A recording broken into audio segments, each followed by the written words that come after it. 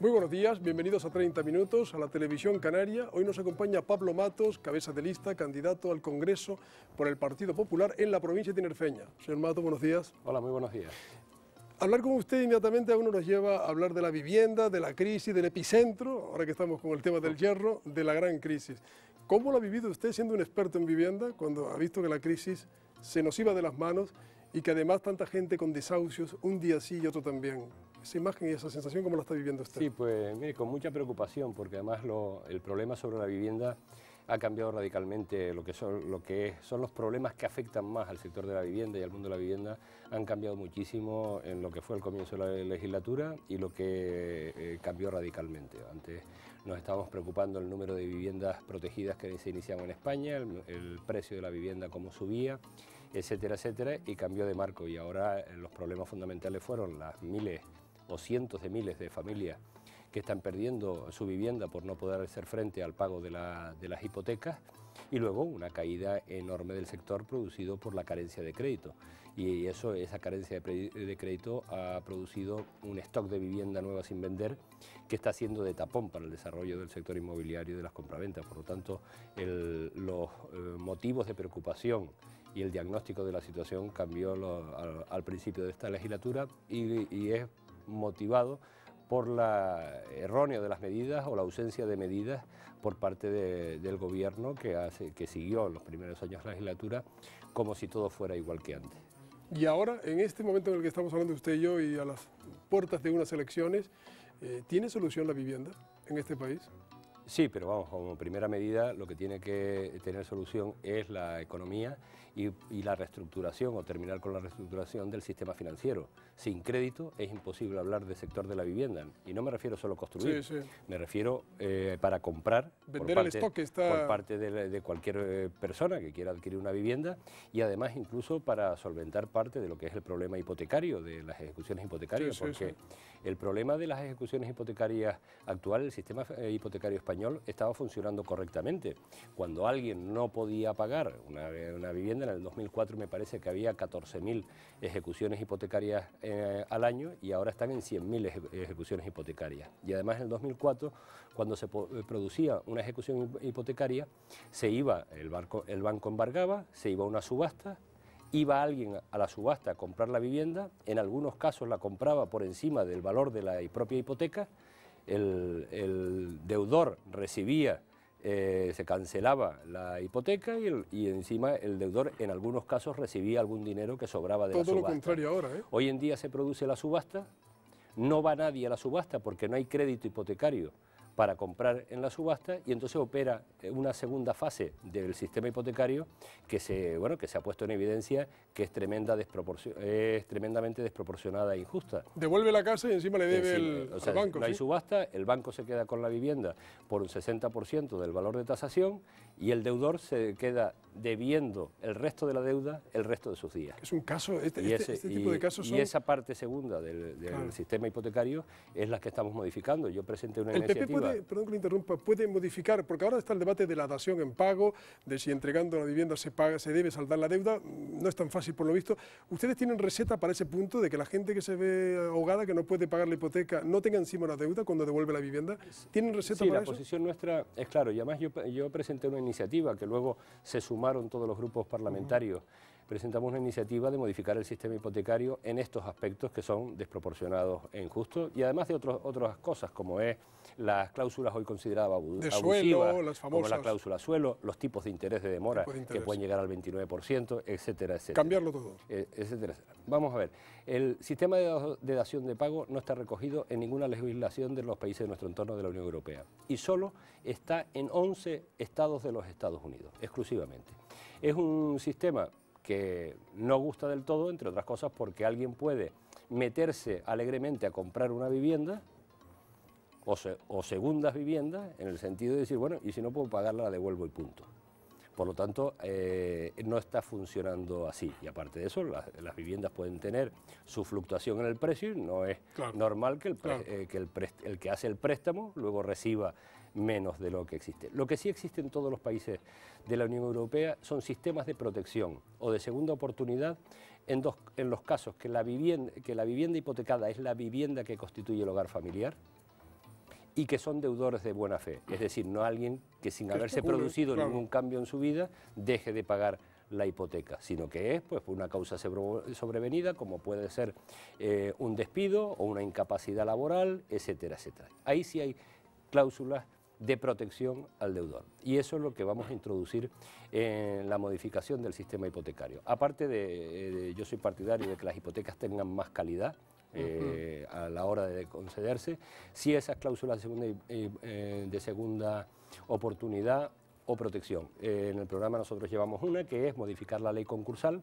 para que el propio deudor se pueda declarar insolvente como cualquier empresa. Eso paraliza de inmediato todas las ejecuciones de préstamos y se establece pues unos sistemas de pago o unas soluciones a ese conflicto.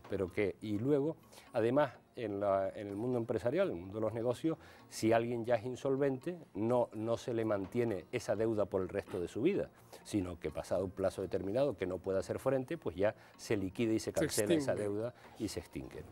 Le quiero preguntar, porque insisto en que nuestro invitado, Pablo Matos, es el hombre que lleva en su partido toda la política de vivienda, presidente de la Comisión Nacional en su partido de vivienda y también portavoz en la Comisión del Congreso por su partido. Por lo tanto, todas las dudas que se nos plantean en esta crisis usted nos las puede desvelar. Una de las que quería plantearle, cuando ustedes en el año 1996, al año siguiente prácticamente, llegan al poder, el Partido Popular triplicó la construcción de viviendas en este país. Aquello estuvo muy bien porque generó empleo. Este escenario es otro ahora. Con el stock de viviendas que hay sin vender, ¿qué van a hacer es que no es si llegan al gobierno? No es exactamente así. Cuando nosotros llegamos al gobierno en 1996, liberalizamos todos los aspectos de la economía. Esos fueron los decretos, todos los reales decretos, me parece fueron en total 7, de la energía, el suelo, la industria, las telecomunicaciones, absolutamente todos los sectores. Y esa liberalización empezó a producir una creación de puestos de trabajo en todos los sectores. Yo siempre doy o recuerdo un dato. En 1975, en el año en que murió Franco, trabajaban en España 12 millones de personas. En 1996, después de 20 años de gobierno, la mayoría de ellos socialistas, cuando nosotros llegamos al gobierno, trabajaban en España 12 millones de personas, los mismos. Y cuando lo dejamos en el 2004, trabajaban 17 millones de personas. Es decir, no había un crecimiento del mercado laboral, de las personas que trabajaban, de la población activa que trabajaban en España. Con los decretos liberalizadores que nosotros llevamos a cabo, se empezó a crear empleo en todos los sectores. Y ese empleo pues produjo que muchas personas que se incorporaron al mercado de trabajo empezaron a tener dinero suficiente para adquirir una vivienda. Y se produjo una demanda de viviendas enorme. Personas que nunca pensaron en comprar una vivienda o cuando mucho alguna vez poder optar a una vivienda protegida. Esa demanda produjo que los promotores y se moviera el sector y se empezaran a construir más viviendas. Pero no fue el gobierno del Partido Popular el que construyó esa vivienda, fue una enorme demanda producto de la incorporación de 5 millones de personas al mercado de trabajo en poco más de 6 años. Y claro, a mí cuando me dicen, no, es que en España en esa época se construían pues más viviendas que a lo mejor en Francia o en Alemania. Digo, claro, es que Alemania ni Francia tuvo la incorporación a su mercado de trabajo de 5 millones de personas. Todos los jóvenes que terminaban su formación accedían a un puesto de trabajo y cuando ya cumplían los 6 meses de práctica, se veían seguros, iban al banco y podían comprar una vivienda y además luego podían pagarla. Eso es lo que pasó en España, que no va a volver a suceder próximamente, entre otras cosas porque la gente le han cogido pues mayor precaución.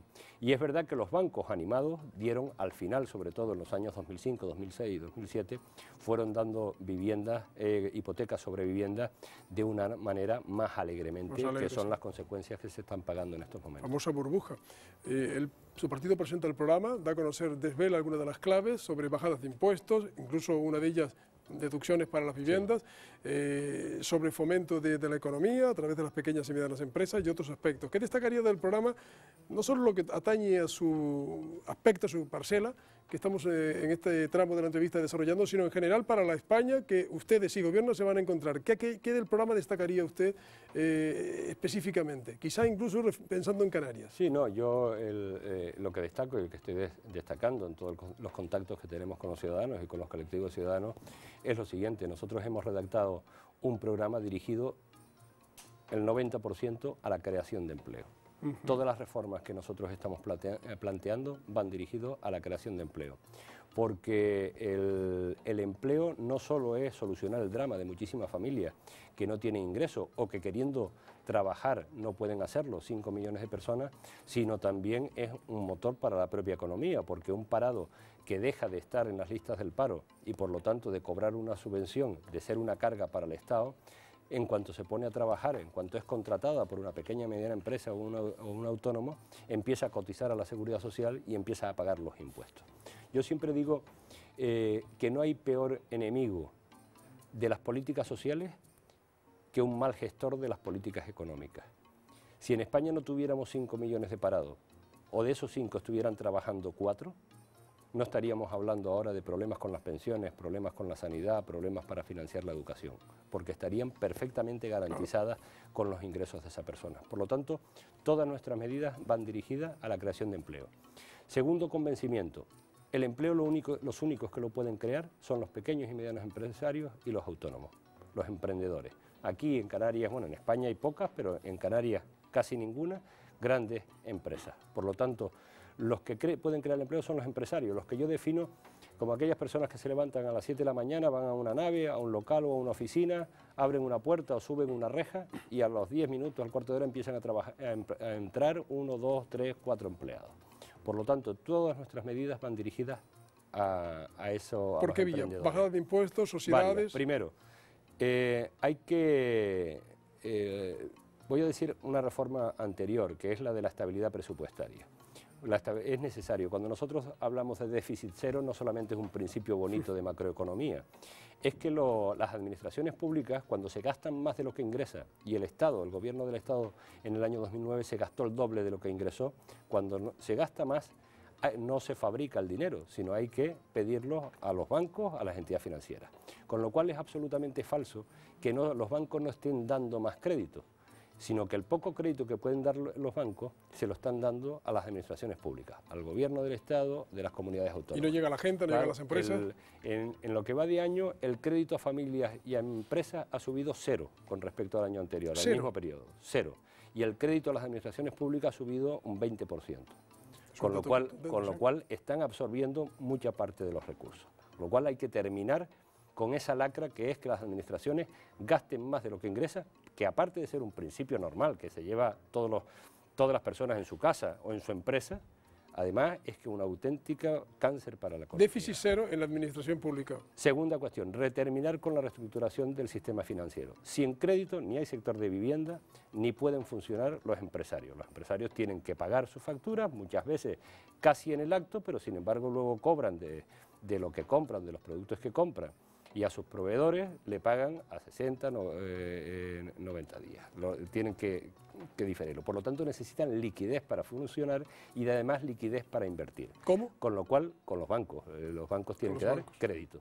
¿Cómo obligarles a los bancos a dar esos créditos? Porque mire, los bancos tienen varios problemas. Primero, el del déficit de las comunidades autónomas, de las administraciones públicas que le están pidiendo dinero. Pero también a los bancos españoles le está siendo más difícil conseguir liquidez fuera, en los mercados, en lo que se conoce como los mercados. Porque claro, cuando tú tienes un país que está siendo vigilado y está siendo cuestionado, se tientan mucho la ropa claro, antes de darte el dinero y cuando te dan el dinero te lo dan más caro. Por lo tanto, y luego tienen un problema, que es sus balances. Sus balances tienen activos que en estos momentos están dañados. Más el último problema de la Unión Europea que les obliga a recapitalizarse. Por la deuda. Pero los bancos, hay bancos que, me refiero a las viviendas, pero las viviendas irán saliendo poco a poco. Pero hay bancos que tienen muchos problemas de suelo. Es decir, que se han quedado con grandes operaciones de suelo y ese suelo en estos momentos, pues claro, vale 0. Y ahí tienen un problema difícil de limpiar. Cuando nosotros decimos que hay que sanear los bancos, limpiar sus balances. Y limpiar sus balances con transparencia, con tranquilidad, pero con rapidez. ¿Y eso qué quiere decir? Que hay bancos que al dar los préstamos para estas operaciones de suelo habrán sido más prudentes que otros, y hay bancos que, cuando han visto las dificultades que tienen en devolver el préstamo, han hecho unas provisiones siendo más prudentes que otros. Pues en esta reestructuración del sistema financiero, yo estoy seguro que habrá bancos que en la limpieza de su balance van a poder saldrán rápidamente, y hay otros que a lo mejor van a tener que ser absorbidos. Que pueden caer bancos. Yo no creo que haya el sistema financiero español vaya a ser tanto como para caer, pero sí que puedan ser absorbidos. ¿Quiere usted decir que ustedes no se fían de que todos los bancos estén igual? Hay algunos que lo han hecho bien y otros que quizás no. Exactamente, y yo lo que hay que terminar ya con esa reestructuración. Le preguntaba a Pablo Matos, ¿cómo decía usted que los bancos garanticen liquidez? En cuanto se limpien los... ¿Cómo dar la liquidez a los empresarios? En cuanto se reduzca el déficit de las administraciones públicas y se limpien los balances de los bancos podrán tener mucha capacidad para conseguir más dinero y trasladar esa financiación, ese crédito, a la familia de las pequeñas y medianas empresas. ¿Cuánto tiempo se ponen ustedes de plazo para sanear los bancos y para que las administraciones bajen su déficit a cero y no se endeuden? Bueno, si ustedes gobiernan. A cero, pues el déficit va a tardar un poco más. Yo creo que hasta el año 2013 no se estarán cumpliendo las restricciones de crédito. Pero lo que sí, el sistema financiero, yo estoy seguro que puede estar terminado, sí, porque va a ser una de las primeras cuestiones que vamos a abordar. Yo espero que esté terminado pues en torno al verano del 2012. ¿Verano del 2012 piensan tener la banca saneada? Sí, ya completamente reestructurado. Y eso lo han estudiado mucho porque va a ser una medida clave, dice usted, para generar liquidez, generar empleo. Eso se va a cometer en cuanto lleguemos al gobierno. Lo primero será que la banca se sanee para tenerla limpia y en el 2012, en el verano, ya poder empezar a dar liquidez al mercado para generar empleo en España. Eso va a ser lo primero que van a hacer ustedes si gobiernan. Sí, lo que pasa es que hay que abordar varios frentes, lo primero. Y lo segundo es provocar el mantenimiento de las pequeñas y medianas empresas, que no sigan cayendo medianas empresas y cerrando sus negocios los autónomos, porque son los que crean país, y que inmediatamente o lo más rápido posible empiecen a crear empleo. Por eso la reforma, tanto la reforma fiscal que vamos a hacer, aparte de algunas cuestiones dirigidas a la familia, la reforma fiscal que vamos a hacer va dirigida a las pequeñas y medianas empresas y a los autónomos, y la reforma laboral que vamos a hacer sobre todo va a ir dirigida a las pequeñas y medianas empresas y a los autónomos. Yo me refiero, esa reforma fiscal va a ser de tipo incluso de ayuda fiscal ya fijada. ¿Van a bajar impuestos? En 3.000 euros por la contratación de un primer empleado a los autónomos y a las pymes, pero también vamos a bajar para los que tributan por el impuesto a sociedades, lo que se llama empresas de reducida dimensión, pues bajarle el tipo al 20%. Pero luego también vamos a actuar sobre la gestión y vamos a cambiar algo que funciona en el IVA y en el IJIC aquí en Canarias, que es que un empresario hoy en día paga el IJIC cuando emite la factura, pero sin cobrarla, y por lo tanto, si tarda mucho en cobrarla o no se la pagan, pues ya ha pagado. Ustedes van a tratar de que se haga al mismo tiempo, claro. Vamos a decir que el IJIC se gestione pagándolo en el momento que se cobra la factura y no que se emite. Usted planteó si recuerdo mal me corrige, una proposición no de ley en el Congreso en ese sentido. Nosotros lo planteamos en varias ocasiones en el Congreso. Ahí habrá alguna que habrá sido dentro de las medidas que yo propuse también utilizar una cuenta vivienda, los ahorros que ya estaban en las cuentas vivienda y que había personas que, bueno, porque han perdido el empleo y que a lo mejor no piensan ya en acceder a una cuenta vivienda, en vez de devolverle todos esos beneficios al Estado, pues que lo puedan convertir en la creación de empleo o, por ejemplo, en darse de alto como autónomo. En esa proposición no de ley que yo llevé también esa iniciativa de pagar los impuestos, el IVA o el IJIC en el momento que se paga. Pero lo hemos llevado en decenas de ocasiones a los cuales siempre se ha negado el Partido Socialista.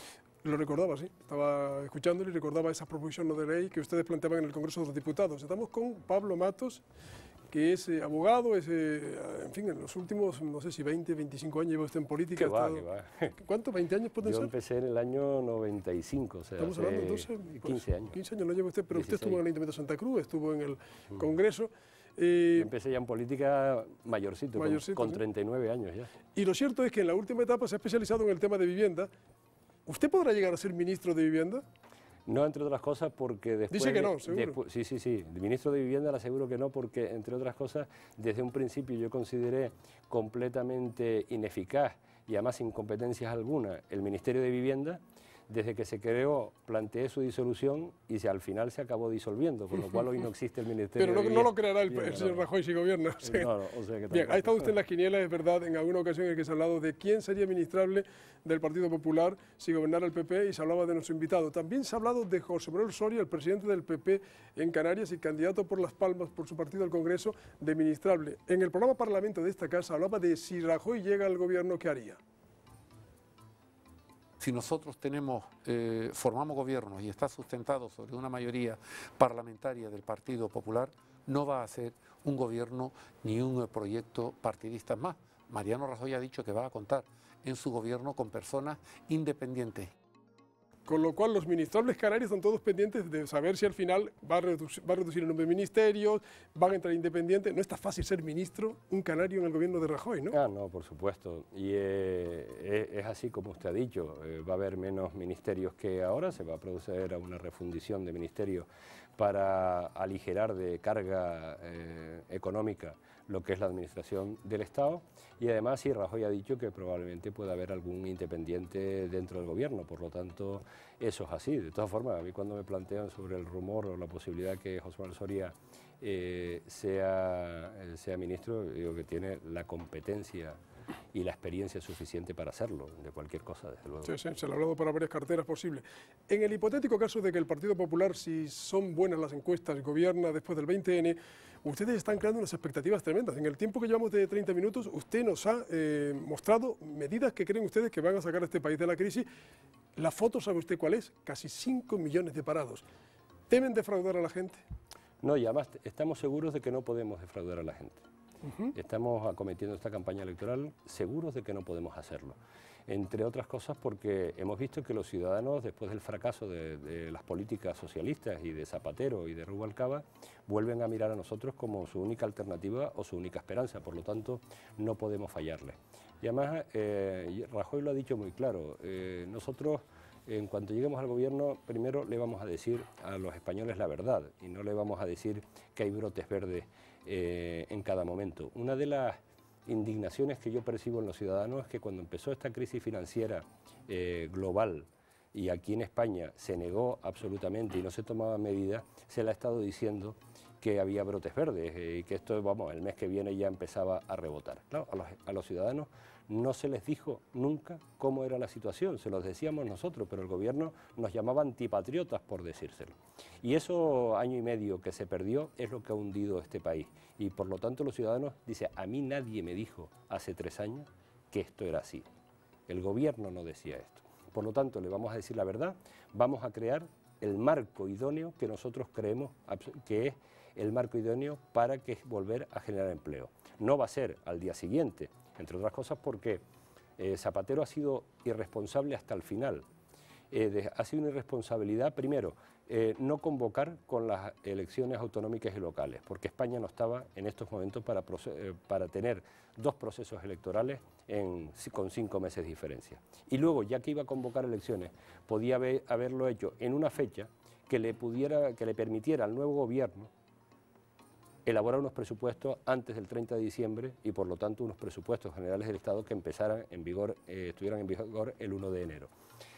Zapatero lo ha hecho el 20 de noviembre, el gobierno, me parece que el 13 de diciembre se constituyen las Cortes, el gobierno tomará posesión pues antes de Nochebuena y lo primero que hacemos es elaborar unos presupuestos que podrían estar elaborados pues a principios de marzo o a mediados de marzo a todo correr, con lo cual vamos a estar sin presupuestos o con unos presupuestos prorrogados 2011, durante 3 meses, que es una auténtica responsabilidad por parte de Zapatero.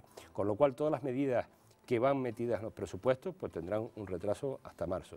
Nosotros estoy convencido que utilizaremos la técnica del Real Decreto Ley para tramitar inmediatamente las principales reformas que vamos a hacer. Y esas me refiero que son lo que le dije antes. La reforma fiscal, reforma laboral. Y el déficit cero, con lo cual habrá que revisar también las competencias de las administraciones públicas para reducirlas, la de la reforma del sistema financiero y la reforma fiscal selectiva, sobre todo a las pequeñas y medianas empresas y a los autónomos, y la reforma laboral. Estamos hablando con Pablo Matos también sobre la pista ya de un programa que el Partido Popular ha aprobado y que ha desvelado en buena parte.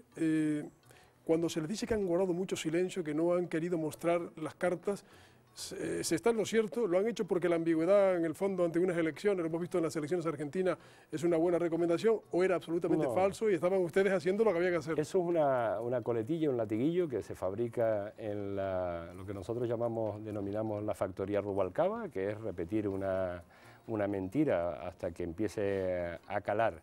Mire, la mayoría de las cuestiones que están en el programa que hemos aprobado la hemos presentado por muchas vías diferentes en el Congreso de los Diputados, ya sea por proposiciones de ley del Partido Popular, ya sea por proposiciones no de ley o mociones, o ya sea como enmiendas a proyectos de ley del Gobierno, como es la reforma laboral, que presentamos 70 enmiendas, en muchas de ellas en el sentido de las propuestas que estamos elaborando al programa. Y además, fíjense, han sido tantas que el Partido Socialista, muchas de ellas las ha vetado en 80 ocasiones. Ha vetado 80 proposiciones de ley del Partido Popular en materia económica, en materia de creación de empleo, las ha vetado, con una facultad que tiene el presidente del Gobierno reconocida en la Constitución. Pero pues, me parece que Felipe González utilizó en los 13 años esa facultad en 8 ocasiones. El Partido Popular no la utilizó ninguna, no vetó nunca una iniciativa de la oposición, y el Partido Socialista actual de Zapatero la ha vetado en 80 ocasiones. Y en relación con las demás que se han tramitado, las ha rechazado. Y una vez que las veta y las rechaza, al día siguiente dice no tienen alternativa, cuando nosotros están todas presentadas en el Congreso de los Diputados. Y tanto todo lo que afecta a las pymes, en las deducciones fiscales a las familias y en la creación de empleo y la reforma laboral, lo hemos presentado todo en el Congreso de los Diputados. O sea, la mayoría, la gran parte de nuestro programa está en el Diario de las Cortes presentado, con lo cual los que dicen, cuando salen en televisión, no, es que no tienen programa, no tienen alternativa, no es que no se la hayan leído, porque están en el Congreso de los Diputados, sino que es una forma de atacar al Partido Popular, y yo no me canso en esta campaña de decirlas una por una, todas estas reformas que le hemos planteado. ¿Cuándo viene Rajoy a Canarias? El día 10. 10 de noviembre. Estaba viendo la última encuesta del Centro de Investigaciones Sociológicas, el CSIS, que dice la política causa en la mayoría de los españoles aburrimiento e irritación. En una escala de 0 a 10, los encuestados puntúan con un 2,7 a los partidos en grado de confianza. ¿Por qué esa desconfianza y ese descrédito de la política, ese hartazgo que dicen los encuestados? Yo creo, hombre, que todos tendremos algo de responsabilidad, pero sobre todo este tipo de contestación por los ciudadanos es cuando